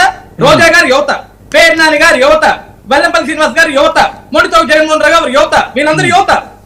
నిజంగా వీళ్ళు జడ్జి ఉద్యమంలాగా ఉద్యమిస్తారు అంటే పార్టీ నేతలు ఆటోమేటిక్ గా ఉంటారు కదా. కాదు సతీష్ గారు, రాష్ట్రంలో 3,12,500 మంది అభ్యర్థులు డిఎస్సి పరీక్ష రాస్తే ఈ రోజు ఈ రాష్ట్రంలో ఎన్ని లక్షల మంది డిఎస్సి అభ్యర్థులు మాకు అన్యాయం జరిగిందని రోడ్డెక్కారు సార్, ఉద్యమించారు సార్. ఓకే, ఎక్కడ నిజంగా ఇప్పుడు జగన్మోహన్ రెడ్డి గారు ఒక 50 మంది అంటే అజయ్ గారు అక్రమాలు అసలు ఒక్కటి కూడా జరగలేదంటారా? సార్ నేనేమన్నా సతీష్ గారు అదే పాయింట్ వస్తున్నా. జగన్మోహన్ రెడ్డి గారు ఒక 50 మంది 60 మంది జగన్మోహన్ రెడ్డి ఇంటికి వెళ్ళి కలిశారు. అందులో కొంతమంది కన్నీరు పెట్టారు, కొంతమంది బాధపడ్డారు. జగన్మోహన్ రెడ్డి గారు ఆ రోజు ఏమన్నారు? అమ్మా మీరు అధైర్యపడద్దు, 3 ఏళ్లు వెయిట్ చేయండి, నేను సీఎం అయిన తర్వాత మీ బాధలు నెరవేరుస్తా అన్నాడు. 3 ఏళ్లు వెయిట్ చేయడం ఎందుకు? అన్యాయం జరిగింది నీకు అక్కడే తెలుసు కదా. ఆ రోజు ఉద్యమం మొదలు పెట్టొచ్చు కదా, ఆ రోజు నువ్వు రోడ్ ఎక్కొచ్చు కదా, బీఎస్సీ అభ్యర్థులందరినీ పోగేసి ప్రశ్నించొచ్చు కదా. అవకతవకలు జరిగితే అన్యాయం జరిగితే ఈ రోజు సిబిఐ ఎంక్వైరీ వేయమంటున్నారు. వెళ్ళండి కోర్టుకు వెళ్ళి అసలు డిఎస్సీ మొత్తం అవినీతి జరిగింది, అమ్ముకున్నారు, నాశనం చేశారని మీరు సిబిఐ ఎంక్వైరీ కోరండి. ఉన్నత న్యాయస్థానాలకు వెళ్ళి మీడియా ముందు వచ్చి మాట్లాడితే వస్తుంది సతీష్ గారు. అంటే ఇక్కడ ఒకటి అంటే అజయ్ గారు ఒక్క దానికి వివరణ ఇవ్వాలి. జూడో అనేది ఒక ఆట. జూడో నకిలీ క్రీడా ధృవీకరణ పత్రాలపై వేసిన పిల్లిపై హైకోర్టు వ్యాఖ్యలు మీరు చూసే ఉంటారు. దీనిపైన 4 నెలల్లో తగిన నిర్ణయం తీసుకోవాలి, దీనిపై విచారణ చేయాలి అన్నది హైకోర్టు ఇచ్చిన డైరెక్షను. ఈ నకిలీ పత్రాలతోనే ప్రభుత్వ ఉద్యోగాలు, మెడికల్ సీట్లు, డిఎస్సీలో ఉద్యోగాలు వచ్చాయన్నది పిటిషన్ చేసిన వాదన. అంటే అసలు ఏమీ జరగలేదు అన్నది ఎంతవరకు కన్ఫైన్ అవ్వాలి? ఇప్పుడు అదే అన్న సతీష్ గారు, ఇప్పుడు మీరు ఒక పిటిషన్ వేశారు, ఆ పిటిషన్ లో పలానా నకిలీ సర్టిఫికేట్ సబ్మిట్ చేశారు, దాని వల్ల ఉద్యోగాలు సంపాదించారు అని మాట్లాడారు. దానికి మొత్తం న్యాయస్థానం ఇచ్చింది 4 నెలలు మీకు సమయం ఇస్తాను, ప్రభుత్వం దీని మీద వెంటనే యాక్షన్ తీసుకోవాలి, దాని గురించి మాకు వివరణ కోరారు. నిజంగా వివరణ బయటకు వచ్చి వాస్తవానికి నకిలీ సర్టిఫికేట్ల తోటి వస్తే ఈరోజు ప్రభుత్వం తరలించుకోవాలా, పరీక్షలు మొత్తం రద్దు చేయాలా? మేమే చెప్తున్నాం కదా, ఒక్కటి నకిలీ అయినా సరే. ఎందుకంటే సార్ ఈ రోజు పొద్దున ఒకటే విషయం సార్ సతీష్ గారు, ఒకటే విషయం. ఈ రోజు ఉదయం కూడా వైఎస్ఆర్సీపీ పార్టీ అధికార ప్రతినిధి పసుపులేటి సురేష్ గారు ఏమన్నారంటే, కనీసం డిగ్రీ పట్టా లేని వాడు కూడా ఈ రోజు డిఎస్సీ లో ఉద్యోగం సంపాదించాడు అని మాట్లాడితే హౌ ఇస్ ఇట్ పాసిబుల్? కనీసం అప్లికబుల్ కూడా కాదు కదా, డిగ్రీ సర్టిఫికేట్ లేకపోతే ఎట్లా అప్లికబుల్ అతను? మేమేమంటున్నాం, మీకు దగ్గర నిజంగా మేము నకిలీ సర్టిఫికేట్ల ద్వారా ఒకరికి పలానా అజయ్ కో, పలానా రాజీవ్ కో, పలానా సతీష్ గారికి ఉద్యోగం ఇస్తే ఆ క్యాండిడేట్ ని బయట తీసుకురండి, చూపించండి. మా దగ్గర లిస్ట్ ఉంది, గవర్నర్ కి ఇస్తామన్నారు, గవర్నర్ కాదు, ప్రజాక్షేత్రంలో పబ్లిక్ ముందు పెట్టండి. ఓకే, పురుషోత్తం రెడ్డి గారు ఏం చెప్తారు సార్? మెగా డిఎస్సీ వ్యవహారం సంబంధించి వైఎస్ఆర్ కాంగ్రెస్ పార్టీ ముందు ఒక పెద్ద ఇష్యూగా తీసుకున్నమాట వాస్తవం. కొందరు బాధితులు మాజీ ముఖ్యమంత్రి వైఎస్ఆర్ కాంగ్రెస్ పార్టీ అధినేత వైఎస్ జగన్మోహన్ రెడ్డిని కలిసిన మాట వాస్తవం. ఖచ్చితంగా వైఎస్ఆర్ కాంగ్రెస్ పార్టీ మీ న్యాయ పోరాటం, మీ న్యాయ సహాయం చేస్తాము, అధికారంలోకి వచ్చిన తర్వాత ఖచ్చితంగా న్యాయం చేస్తామని చెప్పారు. కానీ ఇప్పుడు ఇష్యూ ఏంటంటే, ఒక్కసారిగా మెగా డిఎస్సీ వ్యవహారాన్ని చాలా గట్టిగా ఎత్తుకున్న వైఎస్ఆర్ కాంగ్రెస్ పార్టీ ఎందుకో కొద్ది రోజులు దాన్ని దూరం పెట్టేసింది. మళ్ళీ ధర్మేంద్ర ప్రధాన్ రాజీనామా చేసేసరికి మళ్ళీ ఆ ఇష్యూని ముందుకు తీసుకుంది. ఈ రాజకీయ వ్యూహంపై మీ కామెంట్ ఏంటి? సతీష్ గారు, ఒకటి రాజకీయ డిమాండ్, రియాలిటీ.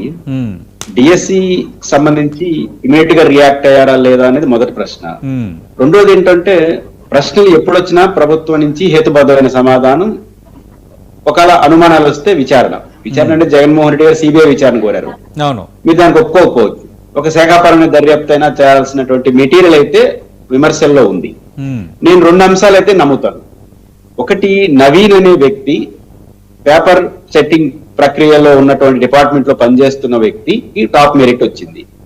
మీరు మొదట మెరిట్ లో ప్రకటించారు, ఆ తర్వాత అలౌ చేయలేదు. దానికి కారణం ఏం చెప్పారు? ఒక అధికారి ఆయన అడ్మిషన్ రాలేదు, అంటే ఈ వెరిఫికేషన్ కి రాలేదన్నారు.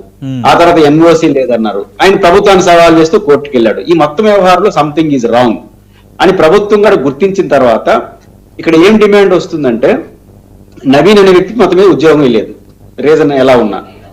ఇప్పుడు 22 లక్షల మంది రాసిన నీట్ ఎగ్జామ్ 2వ సారి రాశారు. అన్ని చోట్ల లీక్ అయి అన్ని చోట్ల జరిగిందనా? కాదు కదా. ఒక్కటో 2 చోట్ల జరిగినప్పటికీ కూడా అక్కడికి ఆగిందా లేదో తెలియదు. బట్ నవీన్ అనే వ్యక్తి దీంట్లో మాల్ ప్రాక్టీస్ లో పాల్పడిన తర్వాత అతనే పరిమితమైనాడా, ఇంకొంతమందికి అమ్ముకున్నాడా అనే కామన్ డౌట్ ఎవరికైనా వస్తుంది. దీనిపైన ఒక శాఖాపరమైన దర్యాప్తు జరిపి నిగ్గు తేల్చి తప్పులు తేల్చుండాల్సింది ప్రభుత్వం. ఇది మొదటి అంశం. స్పోర్ట్స్ కోటాకు సంబంధించి నేను విద్యార్థి నాయకుడిగా పనిచేసినప్పుడు ఇప్పటికి కూడా స్పోర్ట్స్ కోటాకు మెరిట్ లిస్ట్ లేదు డిఎస్సిలో. నేను విద్యార్థి నాయకుడిగా పనిచేసినప్పుడు మెరిట్ లిస్ట్ వేస్తారు డిపార్ట్మెంట్ వారు. 10 మంది నేను స్పోర్ట్స్ కోటా అంటారు, దాంట్లో టాప్ మెరిట్ ఉంటుంది. స్పోర్ట్స్ అనేది ఒక డిపార్ట్మెంట్ కి ఒకటే ఉంటుంది, జువాలజీ కావచ్చు, హిస్టరీ కావచ్చు. కానీ 10 మంది స్పోర్ట్స్ కోటాకి అప్లై చేసినప్పుడు ఏం చేస్తారు? నేషనల్, స్టేట్ ఆ ప్రయారిటీ ప్రకారం లిస్ట్ చేస్తారు. ఇప్పటికి కూడా ఎందుకని ప్రభుత్వం 450 పోస్టులు ఎంత అనుకుంటాను స్పోర్ట్స్ లో ఉండేది, ఆ 400 టాప్ మెరిట్ అయితే వేయాలి కదా. ఆ మెరిట్ లిస్ట్ ఎందుకు ప్రకటించలేకపోతా ఉంది? తప్పు జరిగిందనే పాయింట్ కాదు. ఒక క్వశ్చన్ వచ్చినప్పుడు దానికి హేతుబద్ధమైన ఆన్సర్ రావాలి. ఎక్కడ అధికారులు తప్పు జరిగినప్పుడు వివరణ తీసుకొని యాక్షన్ లోకి వెళ్ళాలి. ఈ రెండు జరిగి ఉంటే ఈ రోజు రిజైన్ అనే డిమాండ్ వచ్చిండేది కాదు. నా మొదటి అంశం. రెండవది సవాళ్ళు, ప్రతి సవాళ్ళు. ఇక్కడ ఎవరి స్థాయి ఎంత అనేది ప్రశ్న కన్నా ఒక ప్రోటోకాల్ ఉంది. జనంలో ప్రోటోకాల్ ఉంటుంది. అది మన ఊరు తేల్చలేం. సవాళ్ళు ప్రశ్న నీ బలం ఎంత, నా బలం ఎంత తేల్చలేం. బట్ టెక్నికల్ ప్రోటోకాల్ ప్రకారం Jaganmohan Reddy former chief minister, Lokesh గారు ప్రజెంట్ ముఖ్యమంత్రి, రేపు ముఖ్యమంత్రి కావచ్చు. ఈ రోజు ప్రజెంట్ మినిస్టర్, రేపు ముఖ్యమంత్రి కావచ్చు. 29 వరకు వాళ్ళ ఇష్టం, ఎవరినైనా పెట్టుకోవచ్చు. 29 తర్వాత ప్రజలు నిర్ణయిస్తారు. బట్ జగన్మోహన్ రెడ్డి గారిని సవాల్ చేసే అర్హత లేదని నేను అన్నాను. ఎవరు నన్ను క్వశ్చన్ చేసినా రా చర్చకి అంటాం, దాన్ని తప్పేం కాదు. బట్ వాళ్ళు ప్రోటోకాల్ అడిగినప్పుడు మీరు ప్రోటోకాల్ పాటించక తప్పదు. మంత్రి వస్తున్నప్పుడు మంత్రితో మాట్లాడండి, మీ స్థాయి వాళ్ళతో మాట్లాడండి. స్థాయి మీన్స్ ప్రోటోకాల్. జనవరి ప్రోటోకాల్ చూద్దామా? ఉదాహరణకు మొన్న ఎన్నికలు, 24 ఎన్నికలు, నరేంద్ర మోడీ గారు, పవన్ కళ్యాణ్ గారు, చంద్రబాబు నాయుడు గారు, లోకేష్ గారు నాయకత్వంలోని పార్టీకి 1,82,00,000 ఓట్లు వచ్చినాయి. అయితే జగన్మోహన్ రెడ్డికి 1,32,00,000 ఓట్లు వచ్చినాయి. ప్రోటోకాల్ ఆ రకమైన జనంలో కూడా ఆయన పౌలుపడి ఉన్నాడే కదా, మీ అందరితో పోల్చుకుంటే వ్యక్తులుగా చూసుకున్నప్పుడు. కాబట్టి జగన్ గారు రానలేదు. వైసీపీ ఏమంటుంది? ఈ నిజానికి వాళ్ళిద్దరు కూర్చుంటే జరిగేది కూడా ఏమీ లేదు. ఎందుకంటే జరిగే పనేనా సవాళ్ళు, ప్రతి సవాళ్ళు నిజంగా కూర్చోవటం అనేది? అంటే సవాళ్ళు డిబేట్లు పనికొస్తాయి తప్ప అది జరిగేది కాదు. బట్ ఈ పాయింట్ అయితే కరెక్ట్ కదా. కాబట్టి తెలుగుదేశం పార్టీ ఇప్పటికైనా ఈ హేతుబద్ధమైన నవీన్ చుట్టూ జరిగే చర్చకైనా ఒక శాఖాపరమైన జరిపి మంచి చర్చలు చేర్చాలి. మొదటి అంశం. అయితే ఒకటి నేను యాక్సెప్ట్ చేసేదంటే, ఇప్పుడు అక్టోబర్ ఆ ప్రాంతంలో ఇష్యూ జరిగినప్పుడు ఇప్పుడు ఎందుకు రైజ్ చేస్తారు? నో డౌట్ ఎట్ ఆల్, ఢిల్లీలో జరిగిన పరిణామం ఏపీ మీద కూడా పడింది. ఢిల్లీలో 22 లక్షల మంది విద్యార్థులకు ప్రాంతంలో ఆందోళన జరిగింది. మంత్రి రాజీనామా చేశాడు. ఇక్కడ 3.5 lakhs విద్యార్థులు రాశారు. దాని ఎఫెక్ట్ కోసం రాజీనామా అని అంటున్నారు. దాని ఫలితమే లోకేష్ రాజీనామా గారి డిమాండ్ వస్తా ఉంది. దాంట్లో డౌట్ ఏం లేదు. అయితే ఒకటి అర్థం చేసుకోవాల్సింది, రాజకీయ వ్యవస్థలో, ప్రజా వ్యవస్థలో కొన్ని ప్లేరప్ అవుతుంటాయి కొన్ని ఇష్యూస్. ఇప్పుడు ఉదాహరణకు హైదరాబాద్ లో దిశ, ఢిల్లీలో నిర్భయ, అట్లాంటి ఘటనలు గతంలో ఏం జరగలేదా? జరిగిన కొన్ని విషయాలు ఎక్కువ ప్లేరప్ అవుతాయి. అప్పుడు దాన్ని అందుకుంటుంది సమాజం. గతంలో అడగలేదు కదా, తప్పించుకోలేం కదా. కాబట్టి ఢిల్లీలో జరిగిన పరిణామమే లోకేష్ గారి రాజీనామాకు కారణం. ఇప్పుడు రాజకీయ పార్టీ వైసీపీ కూడా మీరు విచారణ ఒప్పుకున్నా ఒప్పుకోకపోయినా ఈ ప్రశ్నలకు సమాధానం రాకపోతే 3.5 lakhs పీపుల్ ఒక రాంగ్ మెసేజ్ వెళ్ళింది అనుకోండి, ఎవరు నష్టపోయేది? అల్టిమేట్ గా ప్రభుత్వమే. కానీ ప్రభుత్వం ఆ కోణంలో ఆలోచించాలి. వైసీపీ ఏం డిమాండ్ చేస్తున్నా కూడా ఆ ప్రజలు కూడా మెప్పు ఉండాలి కదా, మేము పారదర్శకంగా ఉండాలని. కొన్ని ప్రశ్నలు అయితే వచ్చి ఆ ప్రశ్నలకు మాత్రం హేతుబద్ధమైన ఆన్సర్ రాకపోతే తెలుగుదేశం ప్రభుత్వం ఆ ఇబ్బంది పడక తప్పదు. రైట్. ఇప్పుడు స్మాల్ బ్రేక్ అక్కడ విద్యార్థులు డిమాండ్ చేశారు ధర్మేంద్ర ప్రధాన్ రాజీనామా చేయాలని. అందుకే ధర్మేంద్ర ప్రధాన్ రాజీనామా చేయాల్సి వచ్చింది, తల వంచక తప్పలేదు అని. కానీ ఆంధ్రప్రదేశ్లో మెగా డిఎస్సీల అక్రమాలు జరిగాయని వైఎస్ఆర్ కాంగ్రెస్ పార్టీ మాట్లాడుతుంది. విద్యార్థులు మాట్లాడటం లేదు కదా, విద్యార్థుల్లో ఆందోళన లేదు కదా, విద్యార్థులు లోకేష్ రాజీనామాను కోరుకోవటం లేదు కదా. అలాంటప్పుడు లోకేష్ ఎందుకు రాజీనామా చేయాలి? ఇది టీడీపీ అడుగుతున్న ప్రశ్న. దీనిపై మీ కామెంట్ ఏంటి? Is it correct? ఖచ్చితంగా అండి. సార్, ఇప్పుడు నేను ఇందాక అదే చెప్పా. జన్జీ ఉద్యమం ఏంటంటే కంటిన్యూస్ ప్రాసెస్. అంటే నీట్ లీకేజ్ జరిగింది, ప్రశ్నపత్రాలు, దానికి సంబంధించి ప్రభుత్వం రద్దు చేసింది, మళ్ళీ రీ ఎగ్జామ్ పెట్టింది. ఆ రీ ఎగ్జామ్ అక్కడి నుంచి కూడా తల్లిదండ్రులు కావచ్చు, లేకపోతే ఎవరైతే క్యాండిడేట్స్ కావచ్చు, విద్యార్థులు కావచ్చు, వాళ్ళందరూ కూడా కంటిన్యూగా దానికి సంబంధించి ఒక 20 మంది సూసైడ్ చేసుకోవడం కావచ్చు, వరుసగా సిరీస్ ఆఫ్ ఇన్సిడెంట్ జరుగుతూ వచ్చాయి. దాని మీద ఒక ఉద్యమం, ఒక మూమెంట్ దేశవ్యాప్తంగా వచ్చిన పరిస్థితి. దానిలో నుంచే కాక్రోచ్ జనతా పార్టీ పుట్టుకొచ్చింది. దానికి సంబంధించి విద్యా వ్యవస్థలో సంస్కరణలు, అదేవిధంగా ఏదైతే ధర్మేంద్ర ప్రధాన్ రాజీనామా కావచ్చు, ఇంకా అనేక విషయాలు లేవనెత్తిన పరిస్థితి, అది కంటిన్యూస్ ప్రాసెస్ జరిగింది. ఇప్పుడు వేరే ఇక్కడ డిఎస్సికి సంబంధించి చూస్తే ఇది నియామక పత్రాలు ఇచ్చిందేమో సెప్టెంబర్ 2025. యాక్చువల్ గా ఇక్కడ తెలుగుదేశం పార్టీ మొదటి నుంచి ఏం చెప్తుంది, జగన్మోహన్ రెడ్డి గారు 5 సంవత్సరాల కాలంలో ఆయన డిఎస్సి, మెగా డిఎస్సి పెడతానని చెప్పేసి ప్రతి ఊరు తిరిగి ఊదర కొట్టి ఒక్క టీచర్ పోస్ట్ ని కూడా భర్తీ చేయలేకపోయారు.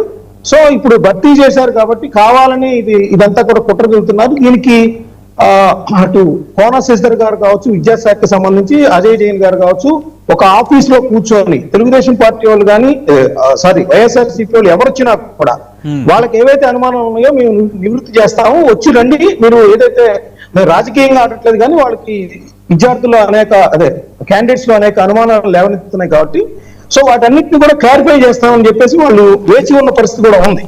సో ఇప్పుడు జంజీ ఉద్యమానికి సంబంధించి నాకు ఒక విచిత్రమైన పరిస్థితి సార్ సతీష్ గారు. అసలు ఆ జంజీ ఉద్యమం నిజంగా అంత పెద్ద ఎత్తున జరిగినప్పుడు జగన్మోహన్ రెడ్డి గారికి కూడా ఒక అవకాశం ఏంటి, అసలు ఆంధ్రప్రదేశ్ లో కూడా కొన్ని లక్షల మంది నీట్ ఎగ్జామ్ కి అటెండ్ అయిన పరిస్థితి. వాళ్ళకి సంబంధించి ఒక్క స్టేట్మెంట్ కూడా మనం జగన్మోహన్ రెడ్డి గారి దగ్గర నుంచి చూడలేదు, ఎక్స్పెక్ట్ చేయలేదు, ఆయన చేయలేదు కూడా.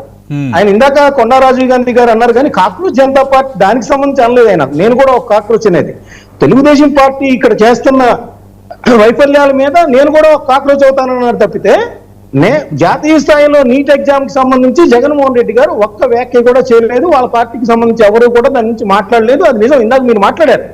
ఎందుకంటే అది జాతీయ స్థాయిలో బీజేపీకి ఏమి కోయిలిషన్ లేదు అది. సో పెద్ద ఎత్తున ఒక ఆయుధంగా తీసుకొని ఇక్కడ కూడా 22 లక్షల మందిలో ఒక 2 లక్షల మందో 1.5 మందో ఆంధ్రప్రదేశ్ నుంచి కూడా మెడికల్ విద్యార్థులు ఉన్నారు.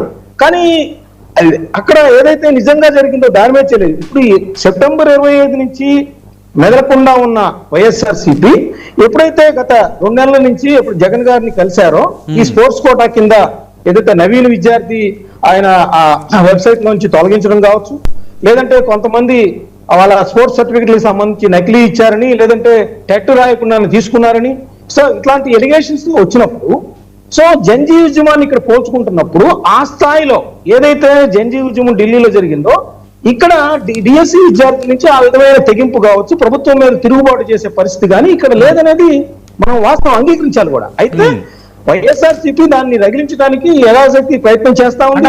మస్తాన్ రావు గారు మనకు తెలుసు గతంలో మనకు తెలుసు వ్యాపం కుంభకోణం ఎంత సంచలనం సృష్టించిందో, అలాగే బీహార్లో గ్రూప్ 4 ఉద్యోగుల కుంభకోణం, అవన్నీ కూడా పరీక్షలు జరిగిన 4 సంవత్సరాల తర్వాత 3 సంవత్సరాల తర్వాత పెద్ద ఇష్యూస్ అయ్యాయి. కొన్ని బయటపడి అక్రమాలు బయటపడి, అలాగే కొన్ని పరీక్షలు కొందరు ఉద్యోగాలను కూడా రీకాల్ చేశారు. అంటే వెంటనే చేస్తేనే అక్రమాలు లేవని, వెంటనే చేయకపోతే అక్రమం జరిగిందని ఎట్లా అంటాం? ఏదో ఒక ఇష్యూ దొరికినప్పుడు ఒక తీగలాగితే డొంక కదిలినట్టుగా కాదు కొన్ని ఇష్యూస్ బయటకు వస్తాయి. ఖచ్చితంగా సార్, వాళ్ళు చేసే డిమాండ్ ఇందాక అదే చెప్పా, వాళ్ళు రగిలిస్తా ఉన్నారు. కానీ ఆ స్థాయిలో విద్యార్థుల నుంచి కూడా రావాలనే పాయింట్. దీనిలో ఇక్కడ హైకోర్టుకు వెళ్ళారు, లేదంటే వాళ్ళు ఆధారాలు సమర్పిస్తున్నారు, చూస్తా ఉన్నారు. కానీ రెస్పాన్స్ ఏ విధంగా ఉంది అనేది నేనంటున్న మాట. మీరు అన్నది వాస్తవం.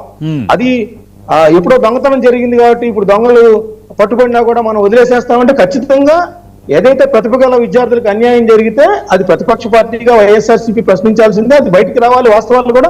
దానిలో మనం ఏం డిన్న చేయట్లా. ఖచ్చితంగా వైఎస్ఆర్సీపీ డిమాండ్ ఉంటే గనక నేను అనేది ఏంటంటే ఏదో ఇప్పుడు ఒక నీట్ ఎగ్జామ్ కి సంబంధించి మీరు మెదలకుండా ఉంటున్నారు, డిఎస్సికి సంబంధించి అంటే మీరు పోరాటం తెలుగుదేశం పార్టీ మీద లోకేష్ మీదనా? మరి అక్కడ అమిత్ షా ధర్మేంద్ర ప్రధాన్ చేయరా? అక్కడ మెడికల్ విద్యార్థులు ఇక్కడ ఆంధ్రప్రదేశ్ లో లేరా? వాళ్ళ అన్యాయానికి గురి కాలేదా? వాళ్ళ గురించి జగన్మోహన్ రెడ్డి గారు ఎందుకు అమిత్ షా గారిని కానీ లేదా నరేంద్ర మోడీ గారిని కానీ ఎందుకు డిమాండ్ చేయలేకపోయారు? అంటే నేను అది కూడా రేట్ చేసా. సరే, వాళ్ళని ప్రశ్నించలేదు కాబట్టి వీళ్ళు ప్రశ్నించకూడదని లేదు కదా. ఇక్కడ వైఎస్ఆర్ కాంగ్రెస్ పార్టీ ఆంధ్రప్రదేశ్ చెందిన ఒక రీజనల్ పార్టీ ఇక్కడ అధికారంలో ఉన్నారు, ఇప్పుడు ప్రతిపక్షంలో ఉన్నారు. ఇక్కడ ప్రజల నుంచి ఒకటి వస్తుంది సార్, ఏంటంటే ఇక్కడ కూటమి సర్కార్ అధికారంలో ఉంది. ఓ పక్కన వాళ్ళు మన రాష్ట్ర సమస్యల మీద వాళ్ళు 3 పార్టీలు జనసేన కానీ బీజేపీ కానీ ఇంకా వాళ్ళే ఉన్నారు కాబట్టి తెలుగుదేశం కానీ మాట్లాడరు. ప్రతిపక్షంగా ఉన్న జగన్మోహన్ రెడ్డి గారు కూడా కేంద్ర స్థాయిలో జరిగే అవకతవకల మీద కూడా మాట్లాడాలి అనేది కూడా ఒక డిమాండ్ ప్రజల నుంచి ఉంది. దాన్ని కూడా ఆయన బయటికి రావాలి, రోడ్డు మీదకి వచ్చి డిమాండ్ చేయాలని కూడా ఉంది. అక్కడ చేయలేదు కాబట్టి ఇక్కడ చేస్తున్నాను నేను అంటలేదు. అది కూడా కోరుకుంటున్నారు ప్రజలు. నిలదీయాలి, ఎక్కడ అన్యాయం జరిగినా కూడా ప్రతిపక్ష పార్టీగా నిలదీయాలని కోరుకుంటున్నారు. రైట్. ఇక్కడ ఒకటి అజయ్ గారు, సరే మెగా డిఎస్సీ చేస్తున్నారు, మీరు వివరణలు ఇస్తున్నారు. అసలు ఏం చెప్పారు, ఏం మాట్లాడారు? బోండా ఉమాని కొద్దిగా చల్లార్చారు సార్. ఇందులో చెప్పటం ఏమీ లేదు. ఇప్పుడు బోండా ఉమా గారి మీద ఏమి వివక్షమైన కంప్లైంట్ లేకుంటే అతన్ని పిలిచేదో వార్నింగ్ ఇవ్వాలని కాదు. నిన్న ఆయన మాట్లాడిన దానికి, నిన్న ఆయన ఫేస్ కి, నిన్న ఆయన స్పీడ్ కి, ఈ రోజు మీడియా ముందు ఇచ్చిన వివరణకి చాలా తేడా ఉంది. ఎందుకు వంగవీటి రాధా, జ్యోతుల నెహ్రూ అక్కడ అటెండ్ అయినప్పుడు ఏమో వాళ్ళకి వివరణ అడగరా, వాళ్ళకి షోకాజ్ ఇవ్వరా అనే వ్యక్తి ఈ రోజు పార్టీ లైన్ దాటలేదు, కొందరు వక్రీకరించారు. ఎవరు వక్రీకరించారు? ఆయన మాట్లాడితేనే కదా మీడియా మాట్లాడింది, ఆయన మాట్లాడితేనే కదా విమర్శలు వచ్చాయి, ఆయన మాట్లాడితేనే కదా టీడీపీ సోషల్ మీడియా రెస్పాండ్ అయింది, ఆయన మాట్లాడితేనే కదా కాపు సమాజం నేతలు మాట్లాడారు. నేనేమన్నానంటే వంగవీటి రాధా గారు కావచ్చు, లేకుంటే జ్యోతుల్ నెహ్రూ గారు కావచ్చు, సేమ్ సంస్కరణ సభకి రాజమండ్రి వెళ్ళారు. బట్ ఎక్కడ కూడా రాజకీయ ప్రస్తావన లేదు కదా. సో అక్కడ ఏమి విమర్శలు కోరుకోవాల్సిన అవసరం ఇక్కడ. అంటే రాజకీయ ప్రస్తావన అభ్యంతరమా, అంబటి రాంబాబుతో కలిసి కూర్చోవడం అభ్యంతరమా? అక్కడ కొంత మిస్కమ్యూనికేట్ అయ్యింది నిన్న. ఎందుకంటే వైసీపీ నేతలతో వేదిక పంచుకోవద్దని మీరు అన్నారు, మరోవైపు ఏమో మాట్లాడిన దానికి మేము షోకాజ్ ఇచ్చామని మళ్ళీ చెప్తున్నారు. ఇక్కడ కొంత కుదరటంలా వైసీపీ నేతలతో వేదిక పంచుకోవద్దు ఇన్ ద సెన్స్ పక్కన కూర్చోవద్దని కాదు. ఇక్కడ సో మనం వెళ్ళింది ఒక కార్యక్రమానికి వెళ్ళినప్పుడు there is no need of any political discussion. అక్కడ మనం నిజంగా ఇరు పార్టీలు పొలిటికల్ డిస్కషన్ పెడితే దాని గురించి మాట్లాడితే అది వేరు. ఓకే, వెళ్ళిన కార్యక్రమం వేరు, వెళ్ళిన ఈవెంట్ వేరు కదా. మీరు వెళ్ళింది సంస్కరణ సభకి. ఇప్పుడు బోండా ఉమ్మ గారు అక్కడ వరకు కన్ఫైన్ అయితే అయిపోయేది. ఇప్పుడు అంబటి రాంబాబు గారితో కూర్చున్నప్పుడు ఏమవుతుంటే ఆటోమేటిక్ సోషల్ మీడియాలో మాలాంటి వాళ్ళకి అందరికీ కాదు, అందరూ మాట్లాడతారు, అది అక్కడి వరకు ఓకే, సతీష్ గారు 2 రోజులు బాధ ఉంటుంది. కానీ కొన్ని విషయాలు కొన్ని దగ్గర ఓకే. కొండరాజు గారు, సతీష్ గారు మస్తాన్ గారు ఇస్తాను ఒక్క నిమిషం. కొండరాజు గారు సార్, ఒకటి ఏంటంటే మేము డిఎస్సి మీద ముందు ఉద్ధృతమైనటువంటి స్థాయిలో స్పందించలేదు అనేటువంటి ఒక ఆరోపణ ఉంది. అదైతే అవాస్తవం. మేబీ ఇంత సెక్షన్ ఆఫ్ మీడియా అటెన్షన్ మా కార్యక్రమాలకు వచ్చి ఉండకపోవచ్చేమో కానీ, ఎందుకంటే ఇది నేను చెప్తానంటే దాదాపు నాకు తెలిసి approximately subject to correction June 1వ తారీఖున రాష్ట్ర వ్యాప్తంగా కూడా మేము ఒక స్టేట్ వైడ్ కాల్ తీసుకుని డిఎస్సి అక్రమాల మీద సిబిఐ ఎంక్వైరీ జరగాలని ప్రతి రాష్ట్రంలో మన రాష్ట్ర వ్యాప్తంగా ప్రతి జిల్లా హెడ్ క్వార్టర్ లో కూడా రోడ్ ఎక్కాం.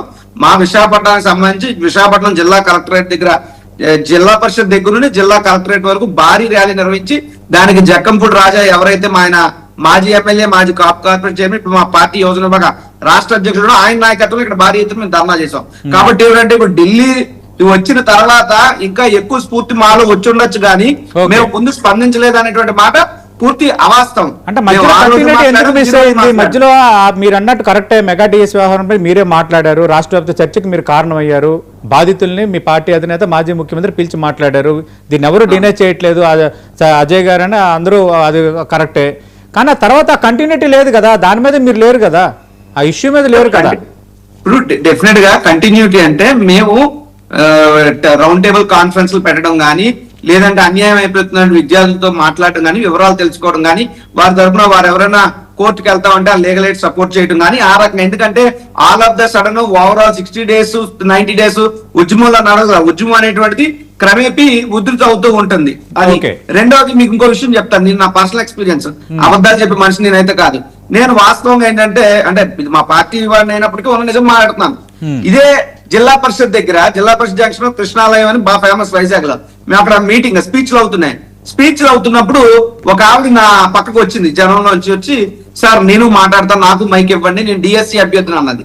టు బి ఫ్రాంక్, నాకు వాస్తవంగా నేను రాజకీయ నాయకుడు కాబట్టి రాజకీయ కోణంలో నేను ఏం ఆలోచించానంటే, ఏంటి ఇవిడ ఎవరో వచ్చింది, ముక్కు ముఖం మనకు తెలియదు, ఏమైనా తెలుగుదేశం జనసేనలో ఏమైనా పంపించారా ఏంటి, ఈవిడ మైక్ తీసుకుని డిఎస్సీలో అంతా న్యాయమే జరిగిందని అంటే మన పరిస్థితి ఏమిటి, ఇది నేను ఆలోచించాను టు బి ఫ్రాంక్. అయితే ఆ పక్కనే మా జిల్లా అధ్యక్షుడు కేకే రాజు గారు, మా రాష్ట్ర అధ్యక్షుడు రాజా ఇద్దరు ఉన్నారా, లేదు రాజు ఇవ్వు, ఏం నష్టం లేదు, ఇవ్వండి మైక్ అన్న.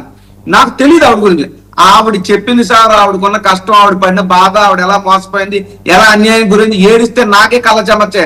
ఆహా, నిజంగా అయితే డిఎస్సి కుంభకోణం ఈ స్థాయిలో జరిగిందా అని చెప్పి వ్యక్తిగతంగా నాకు కూడా ఎక్స్పీరియన్స్ అయింది. ఇప్పుడు మేమేమవుతున్నాం, ఇప్పుడు మస్తాన్ రావు గారు ఏమంటున్నారంటే ఢిల్లీలో జరిగింది, అక్కడ ఆయన మాట్లాడారు, ఇక్కడ ఎందుకు మాట్లాడని మీరు చెప్పండి. ఢిల్లీలో అక్కడ కేంద్ర మంత్రి, విద్యాశాఖ మంత్రి రాజీనామా చేసి కానీ బాధ్యత వహిస్తే ఇక్కడ ఈ రాష్ట్ర విద్యాశాఖ మంత్రి కూడా నీట్ మరి పరీక్ష అందరూ ఈ రాష్ట్రంలో కూడా రాశారు కదా, దాని బాధ్యత తీసుకుని నారా లోకేష్ తో మీరు రాజీనామా చేయించండి. మాట్లాడంటే అర్థం ఉండాలి. బోడిగుండికి మోకాలకి ముడిపెట్టడం ఏంటండి, బోడిగుండికి మోకాలకి ముడిపెట్టడం ఏంటి, మేము మాట్లాడలేదా, మా విద్యార్థి విభాగాలు మాట్లాడలేదా, అవి మీకు కనపడవా? రాజకీయంగా నారా లోకేష్ ని రాజీనామా చేయమన్నందుకే ఇంత రచ్చ చేస్తూ లేనటువంటి పొలిటికల్ డైవర్షన్ తెచ్చారన్నది ఎవరు అవునన్నా కాదన్నా వాస్తవం. ఈ రోజు కాకపోయినా రేపైనా ప్రజలకు విషయం అర్థమైన తర్వాత ఉద్యమం ఎంతెంతై ఒడిడెంతై ఉధృతి చెంది చెలో